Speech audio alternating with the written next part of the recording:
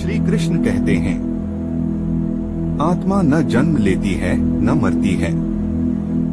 भगवद गीता अध्याय 2 श्लोक 20 में भगवान श्री कृष्ण ने आत्मा का यह अद्भुत रहस्य बताया।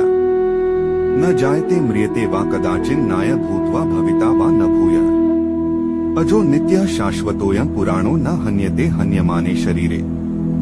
श्लोक का भावार्थ, आत्मा कभी जन्म नहीं लेती और न कभी मरती है। यह नित्य अजरमर और शाश्वत है। शरीर के नष्ट होने पर भी आत्मा नष्ट नहीं होती।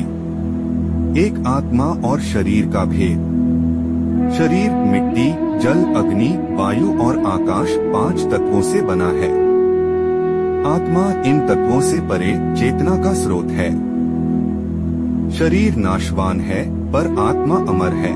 जैसे मनुष्य अपने पुराने कपड़े उतारकर नए पहन लेता है, उसी प्रकार आत्मा पुराने शरीर को छोड़कर नया शरीर धारण करती है। 2 आत्मा की विशेषताएं। 1 अमरता, आत्मा नष्ट नहीं होती। 2 अविनाशी, इसे कोई अस्त्र काट नहीं सकता, अग्नि जला नहीं सकती, जल भिगो नहीं सकता और वायु सुखा नहीं सकती।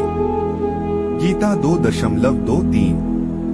3 अनादि और अनंत, आत्मा का कोई आरंभ और अंत नहीं है। 4 सर्वव्यापक चेतना, आत्मा ही शरीर को जीवित रखती है। 3 आत्मा के उदाहरण। दीपक और लौ। दीपक मिट्टी का हो सकता है, तेल अलग हो सकता है, परंतु लौ तब तक जलती है जब तक ऊर्जा है। शरीर दीपक है, आत्मा उसकी लौ। कपड़े बदलना, आत्मा शरीर बदलती है, जैसे इंसान कपड़े बदलता है। विद्युत शक्ति, बल्ब टूट जाए तो प्रकाश बंद हो जाता है, लेकिन बिजली नष्ट नहीं होती। वैसे ही आत्मा शरीर छोड़ देती है। 4 मृत्यु का रहस्य। लोग मृत्यु से डरते हैं क्योंकि वे शरीर को ही सब कुछ मानते हैं, परंतु मृत्यु केवल शरीर का अंत है, आत्मा का नहीं। जैसे बच्चा पैदा होता है तो माता पिता कहते हैं नया जीवन आया, पर वास्तव में आत्मा ने एक नया शरीर पाया है। 5 आत्मा और पुनर्जन्म। आत्मा कर्मों के आधार पर नया शरीर प्राप्त करती है। अच्छे कर्मों से उच्च जन्म और बुरे कर्मों से निम्न जन्म मिलता है। यही संसार चक्र पुनर्जन्म का सिद्धांत है। 6 आत्मा और विज्ञान। विज्ञान शरीर के कार्यों को समझाता है, पर चेतना कॉन्शियसनेस का रहस्य अभी भी विज्ञान के लिए गूढ़ है। चेतना ही आत्मा का स्वरूप है। जब चेतना शरीर से चली जाती है तब शरीर मृत कहा जाता है। 7 जीवन में आत्मा का ज्ञान क्यों जरूरी है।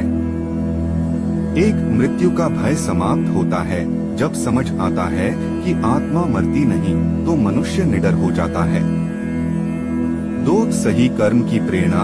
यह ज्ञान कि हमारे कर्म ही अगले जन्म का आधार है, हमें धर्ममय जीवन जीने को प्रेरित करता है। 3 समत्व भाव। आत्मा को जानने वाला मनुष्य सुख दुख, लाभ-हानि, जीत हार में समान रहता है। 4 मोक्ष की दिशा। आत्मा की पहचान कराने वाला ज्ञान ही मुक्ति की ओर ले जाता है।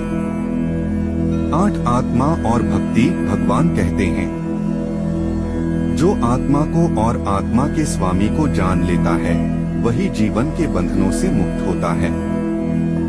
आत्मा परमात्मा का अंश है। आत्मा जब भगवान में भक्ति करती है तब वह जन्म मरण के चक्र से मुक्त हो जाती है। आत्मा न जन्म लेती है न मरती है। यह वाक्य हमें सिखाता है कि मृत्यु केवल शरीर का अंत है, आत्मा अमर है। हमें केवल शरीर की चिंता नहीं करनी चाहिए, बल्कि आत्मा की उन्नति के लिए भक्ति, धर्म और अच्छे कर्म करने चाहिए। यही जीवन का असली उद्देश्य है, आत्मा को परमात्मा से मिलाना।